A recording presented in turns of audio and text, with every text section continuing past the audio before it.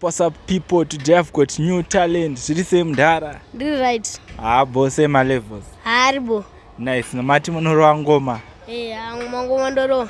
Nice. Chimbotiradzai zvamuinazo toni. All right. Yes, sir.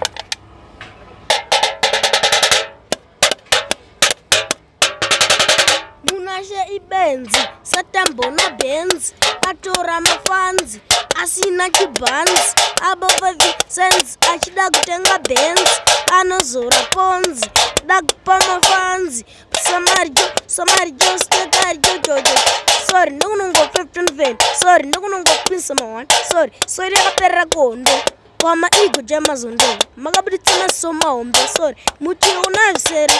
Joyo ndo emapere, sorry, kwatine ngwaipere, sorry. Yecho, chakaipa Mdara hanzi kune cup clash kauko, makarekodere, makaregistere Mdara. Nsanda register. Aiwa Mdara, mofana uno register. Ndizonoona ko. Mozonoona ko. Mofana kubaya Mdara, saka muna sponsor. Sponsor nsanda naye. Ora, zita ndiani? Ndonzi Simon Junior Madziviri. Alright, mabuda nepapi rasta? Pandova kuepoedha. Paepoedha? Paepazi talent Mdara, mofana uno register cup clash, handi?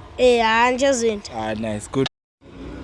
Right, yeah, guys, toda kunzisa imwe new song yegospel, so Mdara, chimboudzai vanhu varadze zvamunazo timboona. Patangumborwa gospel. Alright.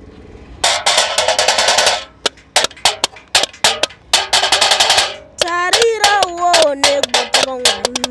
Tarira uone kubata kwa Mwari. Kasita munu waunoona. Kasita miti zaunoona. Kasita mvura yaunoona. Tarira uone kubata kwa Mwari. Tarira uone kubata kwa Mwari. Wow, guys. Yeah, this is a new challenge. Yeah, well done, my guy. So, do you have songs? Yes, I have. Alright, une mangani so far? Izvozvi asanda ndakawanda, but pane imwe yegospel futi. Alright, so unonyora? Wakambovewo recorda mustudio? Asana mbopinda mustudio ndakaimba. Hausati wambopinda wakaimba? Alright, so kune out there aona akanakirwa netalent rako ari kuda kukubatsira, how can they get in touch with you? Kana gitari unorida? ndorida.